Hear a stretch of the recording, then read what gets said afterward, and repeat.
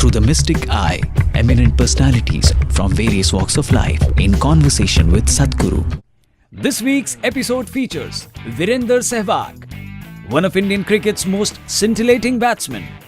He holds the record for the highest individual score in one-day internationals and the fastest triple century in Test cricket. Fondly referred to in the media as the Nawab of Nazafgarh.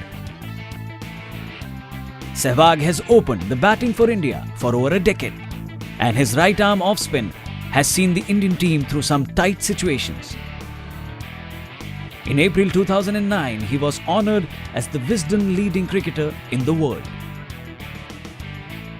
Watch as Sadhguru and Virender Sehwag look at the very mechanics behind what it takes to successfully play both the game of cricket and the game of life. The critics or whatever, somebody is criticizing me or somebody is saying something, me gives, I'll become more determined to score runs also. But I'll get very disturbed very quickly also. So I know what I should do at that time. Should I reply to them? What is the most important part of your life is what's happening within you, isn't it? Yeah. Whether misery happens within you or joy happens within you, it only comes from within you, isn't it? So if joy is coming from within you, why can't you have it coming all the time?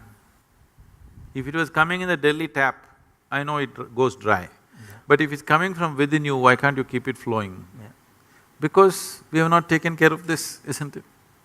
How you are should never be determined by how somebody else is. Yeah. Once you allow that, you will remain a slave to somebody all your life, because they will decide whether you will be happy or unhappy. Yes. The question is not about justice and injustice, that's a different thing. But still, whether there is justice or injustice, the most unjust thing that you can do for yourself and everybody around you, especially other people who have such a big expectation of you, is that you make yourself unhappy.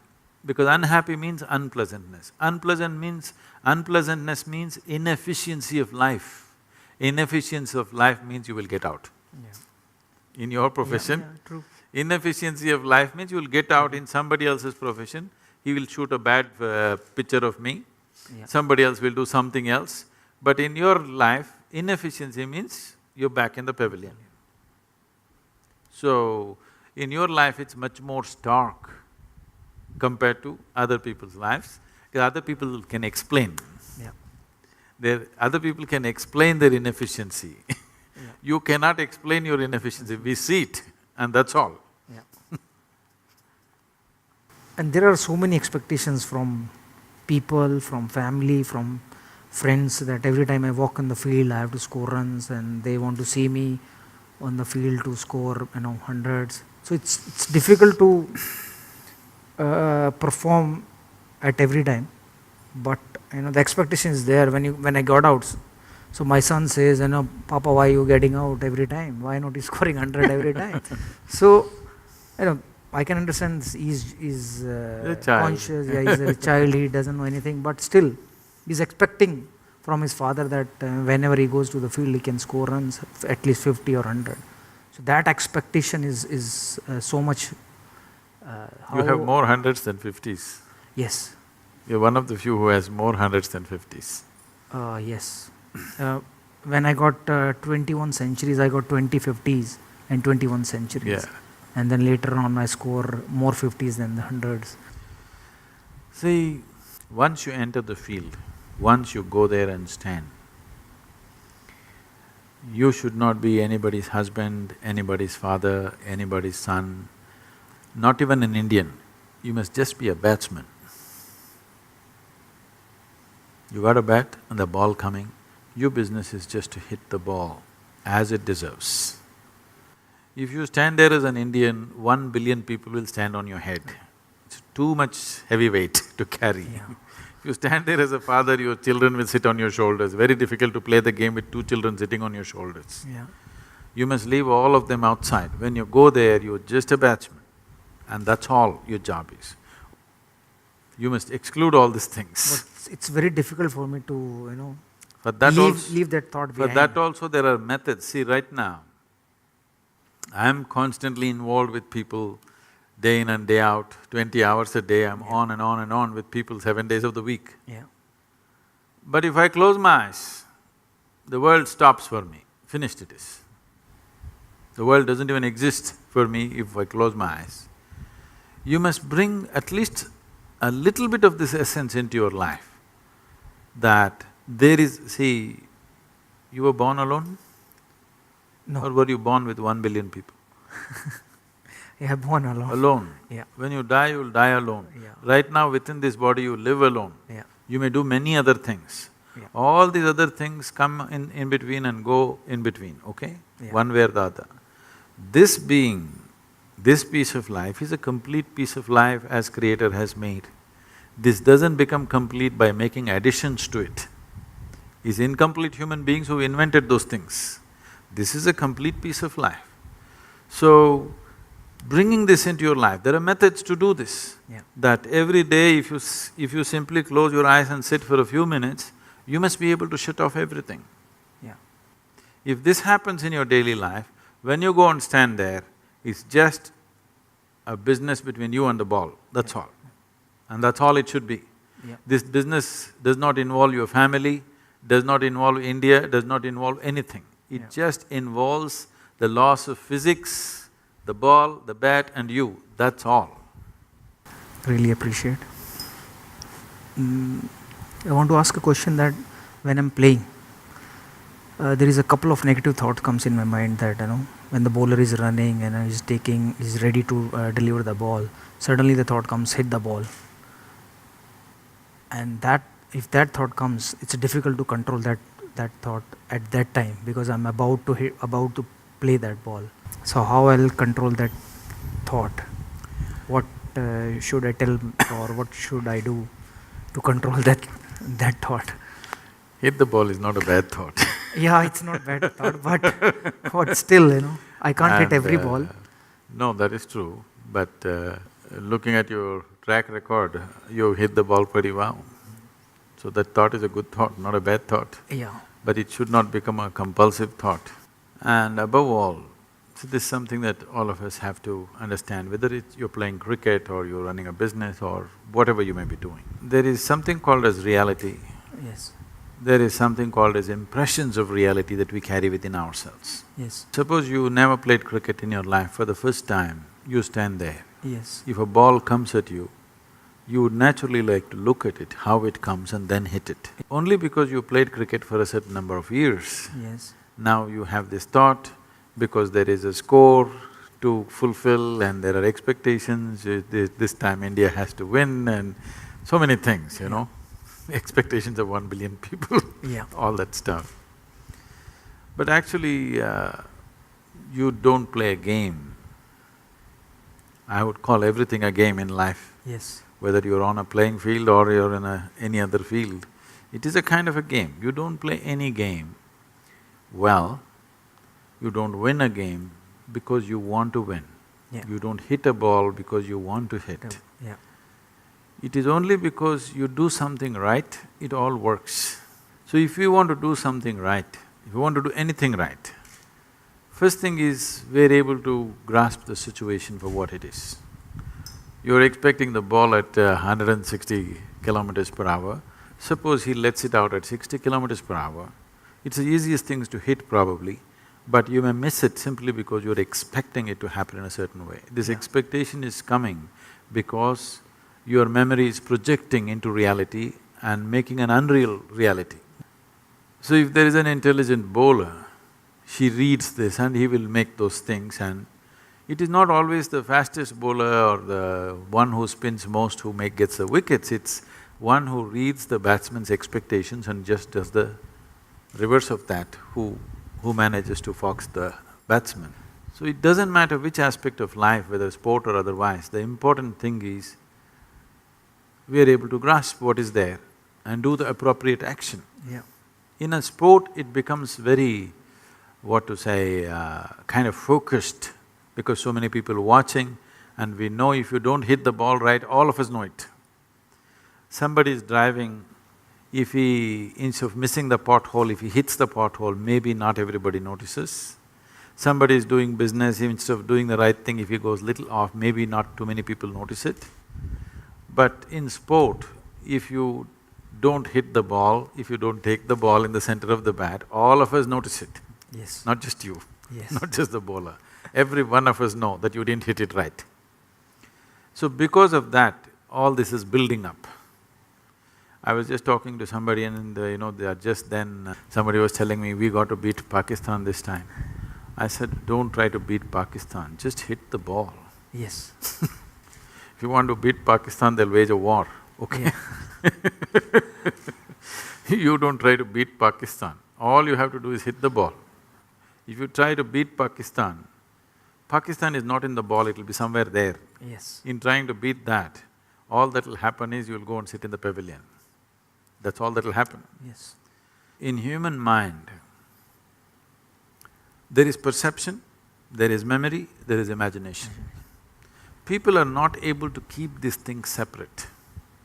There is memory of the game, there is imagination of how you will carry the cup, and there is a reality of a ball coming at you. It is only the reality that you can handle. Memory and imagination, you can only fancy with. One is about that which is over, one is about that which is yet to happen.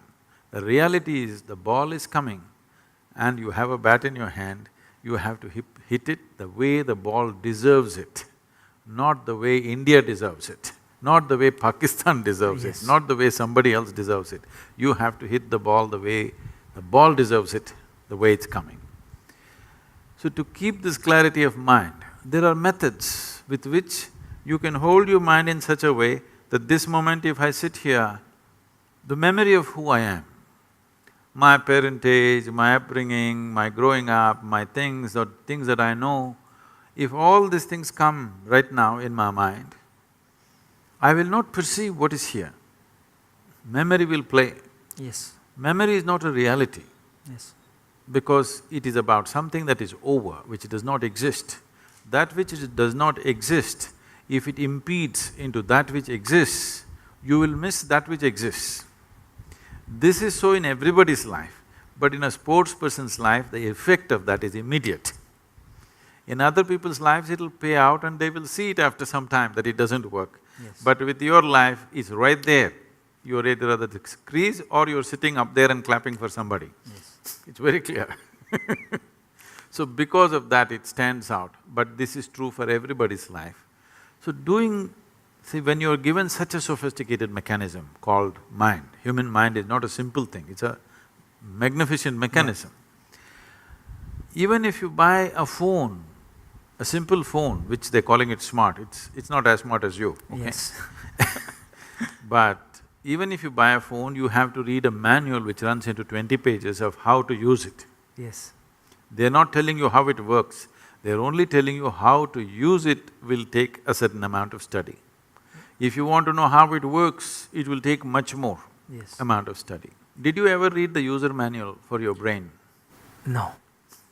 That's the whole thing.